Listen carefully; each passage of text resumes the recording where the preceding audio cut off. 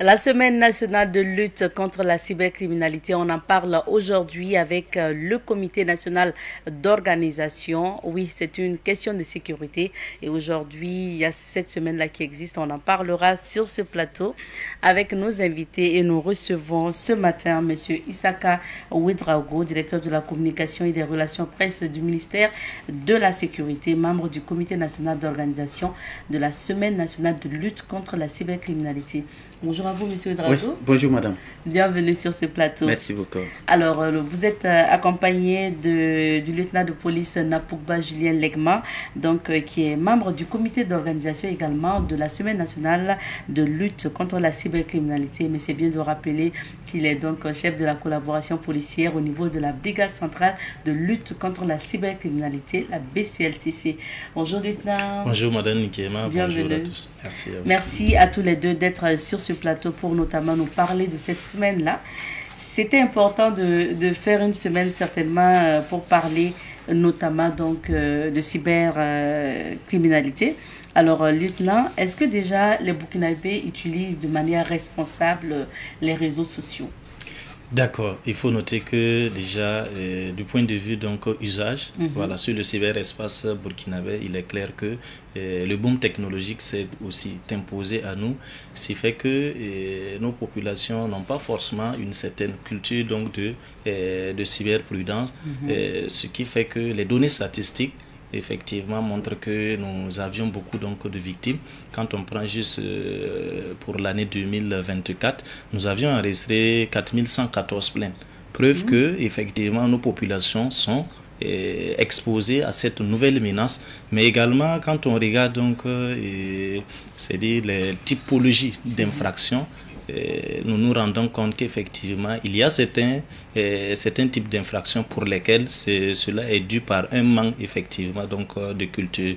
Donc on peut tirer cette conséquence que il y a bien évidemment ceux-là qui exploitent les opportunités donc liées au TIC, mais malheureusement il y en a qui ont un usage peu recommandé donc des technologies de l'information et de la communication, ce qui fait que nous enregistrons assez de plaintes en lien avec les atteintes par exemple aux personnes, à la considération et même à la dignité des personnes, et cela relève donc d'un très mauvais usage donc des TIC. Alors, monsieur le DCRP, et qui parle aussi d'Internet, des réseaux sociaux aussi, ça a un lien aussi avec la sécurité. Vous êtes au ministère de la Sécurité. Est-ce qu'il part des publications, par ce qu'on laisse voir sur les réseaux sociaux, ça affecte souvent le travail des FDS au front? Oui, merci bien madame Nikema, et comme vous l'avez si bien dit, il va sans doute qu'il y ait un impact entre la communication sur les réseaux sociaux et la sécurité de façon globale. Parce que ce que nous constatons, c'est quoi? Quand on divulgue des informations qui devraient censées être gardées secrètes, et quand on divulgue des positions des FDS, quand on arrive à envoyer des informations sur le théâtre de combat qui devraient être gardées secrètes, ou quand des populations arrivent à avoir des informations qu'on devrait pour la sécurité nationale garder secrètes, on propage ces informations. Donc cela va avoir sans doute un impact sur la sécurité. Également, ce n'est pas le côté négatif. On peut utiliser également les réseaux sociaux, les médias en ligne pour sensibiliser les populations comme ce que nous sommes en train de faire, pour les faire savoir quel est le droit, quels sont les devoirs également pour accompagner l'État dans cette lutte contre l'insécurité au Burkina Faso. Alors, lieutenant, vous avez parlé tantôt de l'utilisation même de nos réseaux sociaux. Quelles sont généralement les infractions qui reviennent au niveau de la BCLTC? D'accord, il faut noter qu'en termes d'infractions courantes, c'est de plusieurs ordres. Nous avions essentiellement l'escroquerie en ligne, qui est l'infraction qui cause plus de victimes, mais également en termes de préjudice. Alors, quand on prend sur les 4114 plaintes, nous pouvons dire que c'est plus de 40% des plaintes concerne l'escroquerie en ligne. Et l'escroquerie en ligne se manifeste par exemple par les achats par exemple en ligne, des personnes qui souhaitent payer des produits en ligne qui se font arnaquer.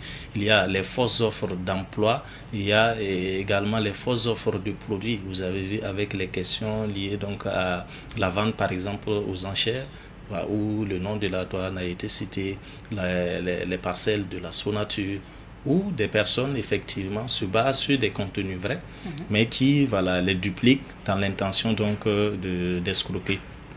Au-delà de ça, il y a beaucoup d'autres infractions d'escroquerie qui concernent par exemple les tontines en ligne. Malheureusement, il y en a qui se font avoir, et bien d'autres types d'infractions en termes d'escroquerie. Au-delà de ça, la seconde infraction qui enregistre le plus de victimes, c'est également la question liée au piratage du compte. Malheureusement, très souvent, dû à des liens piégés qu'on envoie donc aux internautes, qui malheureusement, souvent par imprudence ou par manque de connaissances en lien avec la sécurité, donc cliquent sur ces liens et exposent généralement leur compte. En plus de ça, nous avions les cas donc de chantage à la vidéo, où très souvent le cyberdélinquant travaille à obtenir une vidéo intime de sa victime afin de l'utiliser à des fins donc de chantage et donc se faire verser de l'argent. Une des infractions qui est la plus émergente, c'est aussi l'infraction en lien avec les atteintes. Les atteintes aux personnes. Vous allez voir que sur les réseaux sociaux, nous enregistrons plus d'injures publiques, de questions de diffamation. Et là, c'est de plus en plus, c'est un type d'infraction dont nous avions beaucoup plus de victimes. Et de plus en plus, et le relais également des informations qui ne sont pas vraies. Et très souvent, voilà, les fake news, les fausses informations, voilà, accompagnées aussi des messages très souvent accompagnant et demandant donc causant la division, appelant donc impactant la cohésion sociale. Donc voici globalement les infractions qui reviennent de plus en plus. C'est vrai que il y a bien d'autres infractions et l'usurpation également d'identité des institutions publiques actuellement, qui est très en vogue, avec très facilité par l'utilisation actuellement de l'intelligence artificielle, qui permettent par exemple de faire parler Madame Ninkiema sur un sujet qu'elle n'a jamais traité sur le plateau, donc sur un plateau donc de savate. Donc voici là des infractions qui reviennent régulièrement et que nous enregistrons, qui créent assez de préjudice aux populations. C'est pas simple. Merci bien. Hormis les utilisateurs qui décident notamment en âme et conscience d'utiliser les réseaux sociaux ou ces plateformes-là pour arnaquer, il y a certains aussi qui peut-être ignorent ce que dit la loi sur les réseaux sociaux. Parce qu'il y a des utilisateurs de comptes qui ont juste leur compte TikTok, qui sortent parler, qui ne savent pas que peut-être injurier quelqu'un, dit quelque chose qui n'est pas avéré sur une personne, peut être punie par la loi. Est-ce que vous rencontrez, vous interpellez souvent des gens qui vraiment ne savent pas qu'ils ne doivent pas le faire?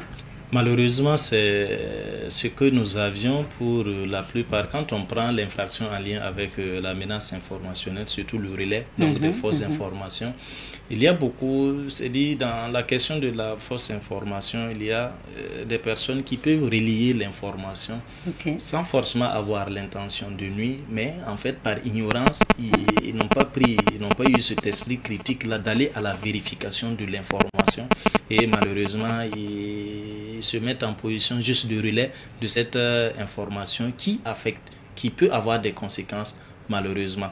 Donc nous enregistrons ces cas où on interpelle des personnes qui ignoraient qu'en fait le fait de partager cette information c'est une infraction. Mais comme on le dit, nul n'est censé aussi ignorer la loi. Donc il est toujours bien d'aller à l'information. Quand vous avez une information, je pense que vous n'êtes pas des journalistes. Il faut laisser le métier de journalisme aux professionnels. Merci, lieutenant. Alors, que chacun prenne ses dispositions pour éviter de relayer des informations qui puissent donc après engager donc sa responsabilité pénale. Monsieur Ouédraogo, donc au vu de tout ce que le lieutenant a dit concernant le cyberespace et tout, il fallait cette semaine. Oui, il fallait cette semaine parce que comme il a bien expliqué, parce qu'à un moment donné, dans notre pays et bien d'autres pays africains, les gens considèrent le cyberespace comme un espace de non-droit. Donc tout ce qui est interdit dans notre environnement, tel que les injures, l'intimidation, l'appel à la violence, la discrimination, tout cela sont proscrits. C'est-à-dire dans nos espaces traditionnels, tout cela c'est interdit. Donc, quand on essaie d'amener ces comportements sur les réseaux sociaux, donc vous allez rencontrer la BLCC qui va réprimer.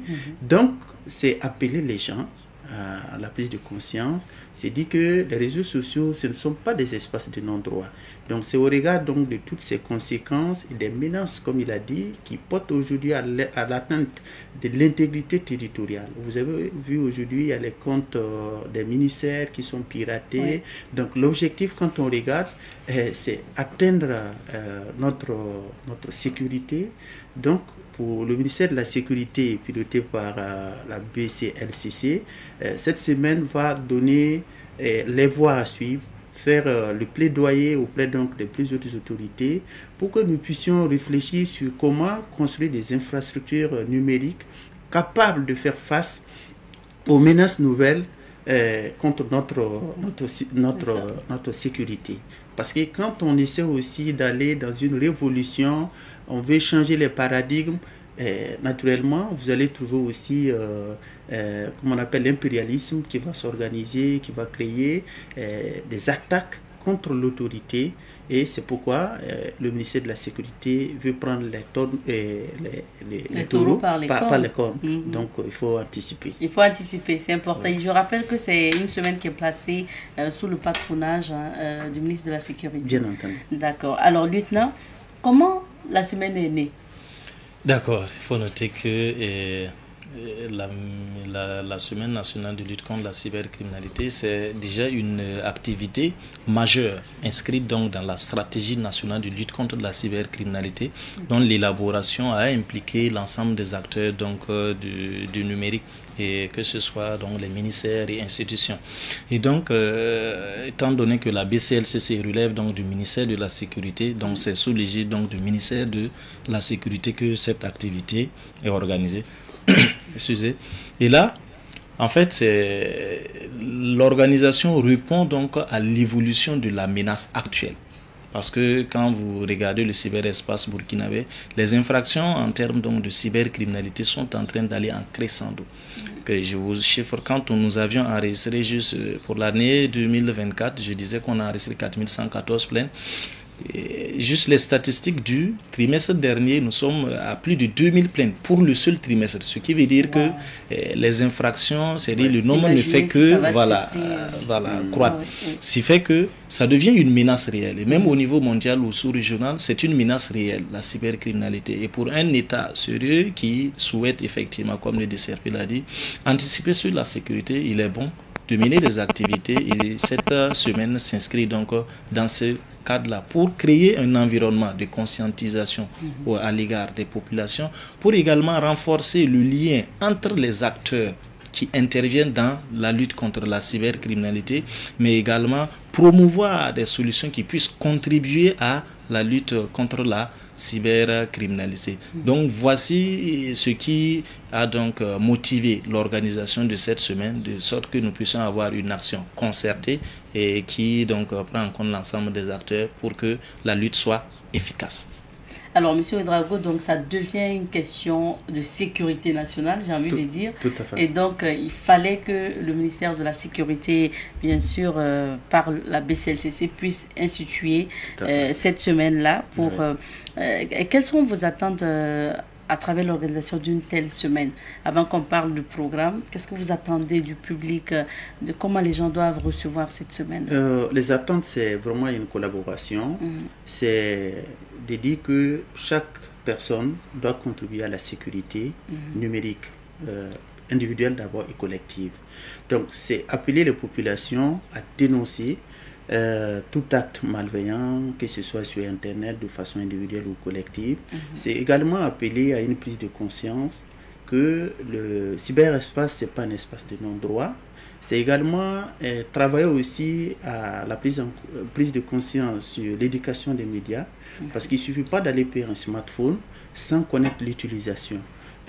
La prise de conscience, c'est également dire on ne partage pas une information sans connaître les tenants et les aboutissants. Donc, il y a une certaine formation qui va avoir une éducation Et tout cela va permettre d'avoir des citoyens très responsables et très bien instruits par rapport à tout ce qui est en jeu numérique. Et cela va permettre au Burkina Faso, en tout cas, d'être en avance par rapport aux pays qui luttent contre les menaces informationnelles. Lieutenant, venons-en au programme. La semaine démarre ce matin même, 27 octobre. Qu'est-ce qui est prévu durant ces jours? D'accord, il faut noter que la Semaine nationale de lutte contre la cybercriminalité est riche donc dans son programme. Alors, plusieurs activités seront menées à l'occasion. La semaine se tient du 27 au 31 octobre et le lancement va intervenir demain. Mais déjà, de façon anticipée, pour la journée d'aujourd'hui, nous allons enregistrer une formation au profit des acteurs. Parce que protéger, c'est pouvoir être soi-même. Il faut connaître d'abord avant de pouvoir protéger. C'est pourquoi nous avions une formation qui sera adressée donc aux OPJ, voilà, des officiers de police judiciaire et les APJ, qui voilà, sont des personnes qui, au-delà de la BCLCC, que ce soit dans les commissariats de sécurité publique ou les brigades de gendarmerie, qui reçoivent également des populations pour enregistrer et traiter donc des cas en lien avec la cybercriminalité. Donc c'est pouvoir outiller ces acteurs-là premièrement. Et l'activité se tient du côté donc de l'ISEPC et à partir de 9h. Ce matin. Oui, ce matin. Et ce soir, nous allons donc avoir le lancement du Maracana, donc des acteurs, dans un esprit sportif. Lutter aussi contre la cybercriminalité. Il faut créer cet environnement de cohésion et de collaboration donc des acteurs. C'est pourquoi nous avions organisé donc ce Maracana qui va se tenir du côté de l'école nationale donc, de la magistrature au niveau de l'ENAM. Et là, c'est à 16h que va intervenir le lancement.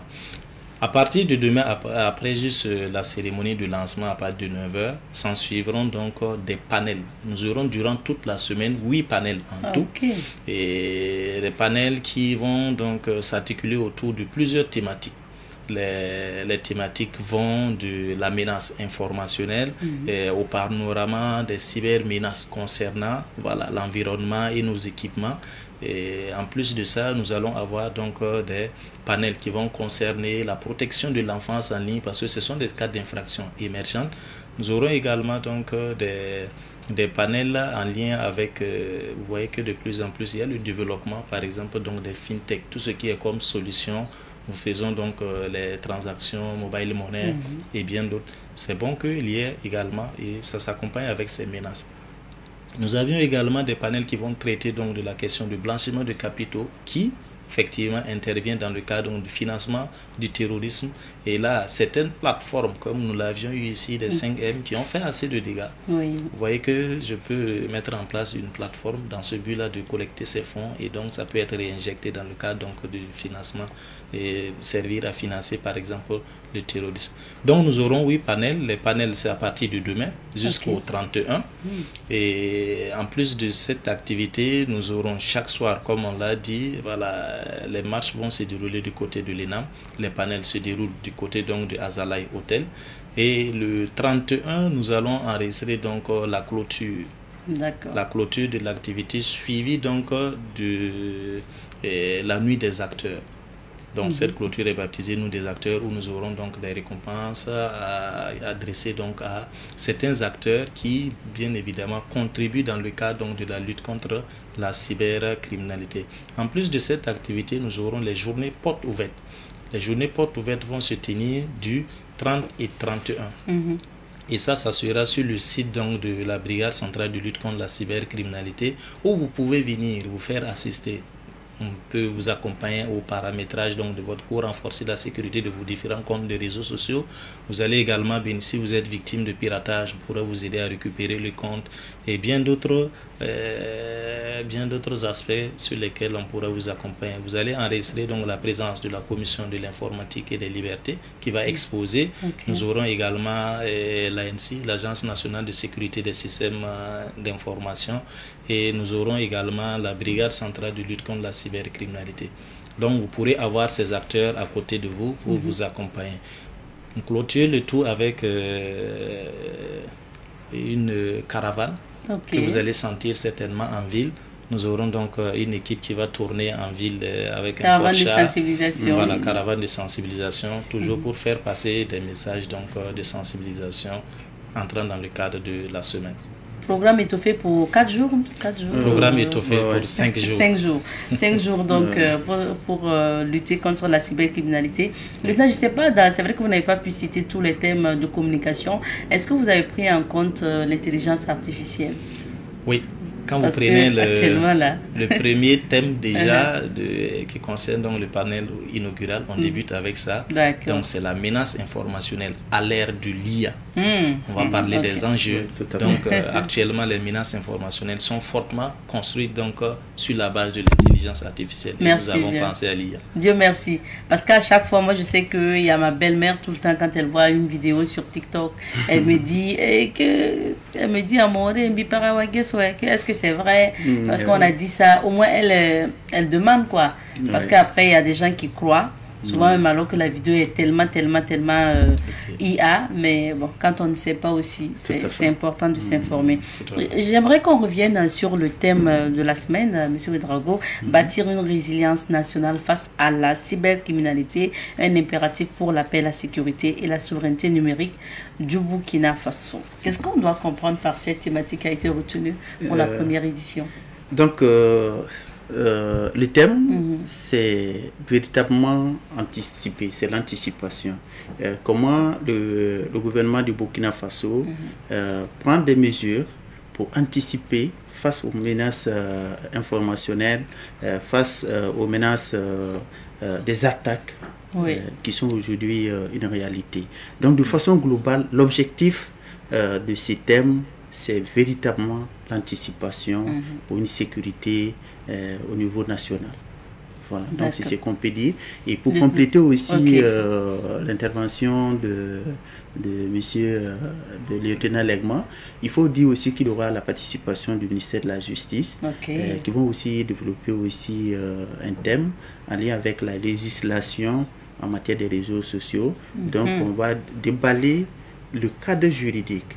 Voilà, qu'est-ce qui est autorisé, quelles sont les lois et les règlements en matière donc de l'utilisation des TIC au Burkina Faso et également pour IA.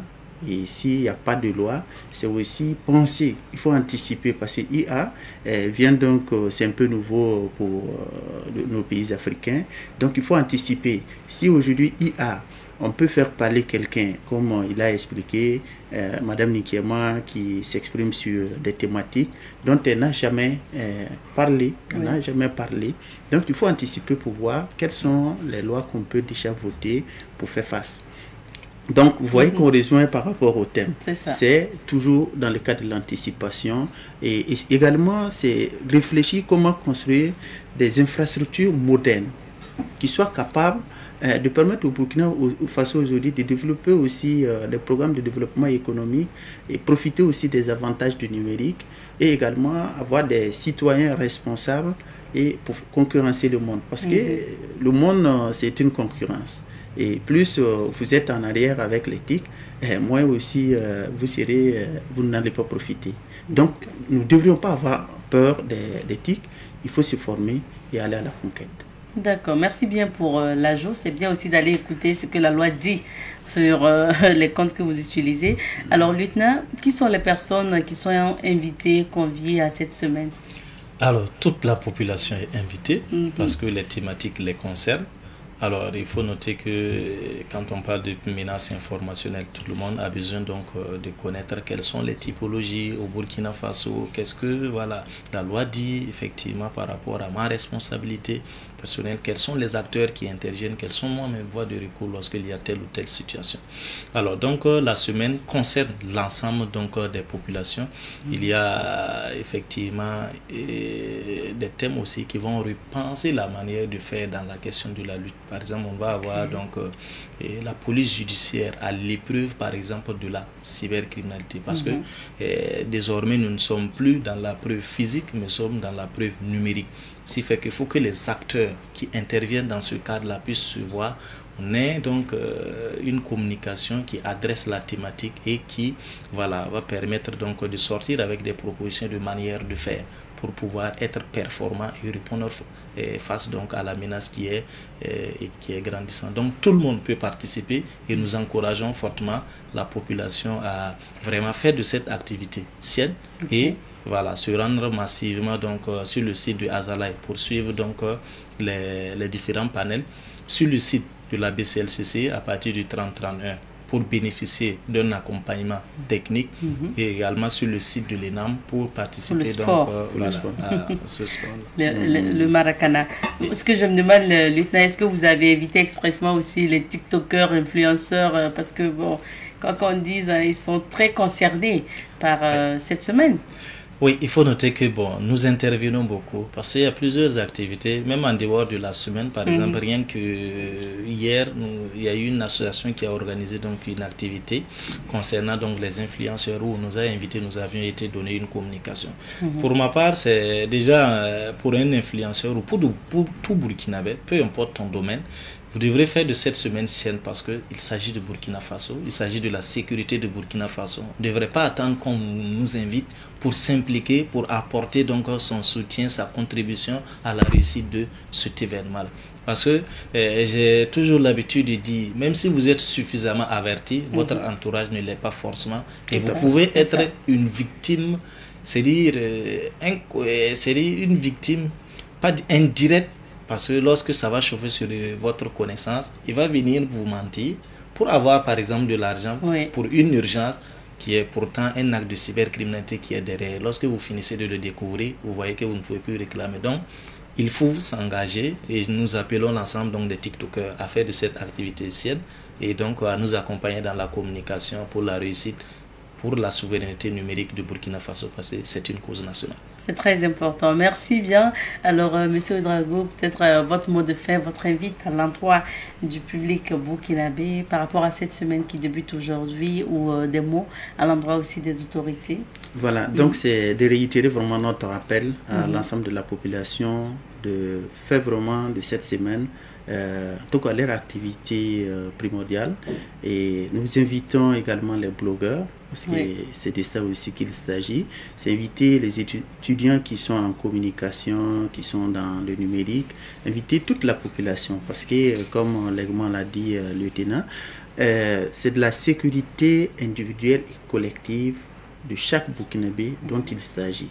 Donc nous devons pouvoir participer, profiter des connaissances qui seront données par les experts, et c'est également saluer aussi le ministère de la Sécurité, le ministre de la Sécurité qui a eu cette initiative novatrice parce que c'est la première édition qui va toute une semaine amener des experts à réfléchir sur comment on construit des infrastructures, comment anticiper en votant des lois, comment anticiper sur l'éducation de nos citoyens face aux menaces informationnelles, face aux attaques qui sont devenues aujourd'hui réelles et qui portent atteinte à l'autorité de l'État. Donc, c'est transmettre en tout cas l'invitation du ministère de la Sécurité à l'ensemble des Burkinabés de participer massivement et d'apporter, c'est comme il a dit, la connaissance, c'est un domaine qui est très vaste. Et quand on se rencontre, on discute, on découvre l'un de l'autre. Et c'est tout cela qui va permettre de construire une nation forte. C'est important. Merci bien, Monsieur Drago. Lieutenant. D'accord. Moi, c'est véritablement inviter les populations à une forte participation. C'est toujours réitérer aussi les remerciements pour cette vision par rapport donc à la menace. Les autorités qui ont accepté, bien évidemment, accompagner. C'est également remercier l'ensemble donc des partenaires qui sont avec nous, qui ont accepté effectivement soutenir et accompagner cette semaine. Alors, pour finir, j'aimerais inviter tout le monde à aller sur la page de la Semaine nationale lutte contre la cybercriminalité. Nous sommes sur Facebook, nous sommes également sur le compte X Twitter et nous sommes également sur TikTok et YouTube. Et ces activités également seront republiées sur la page de la Brigade centrale de lutte contre la cybercriminalité.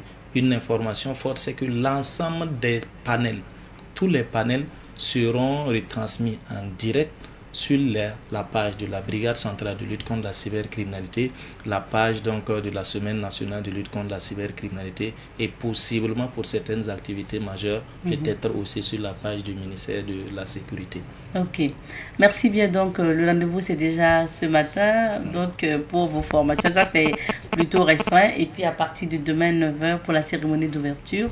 Et ça se passe à Zalaï Hotel, à partir de 9h. Et tout au long de la semaine pour les communications, c'est sur le même site. C'est sur le même site. Tout à fait. Merci bien. Vos communications, c'est de quelle heure à quelle heure, s'il vous plaît? Pour ce qui est des panels, chaque jour à partir du mercredi, c'est 9h à 13h30 pour l'ensemble des 2 panels.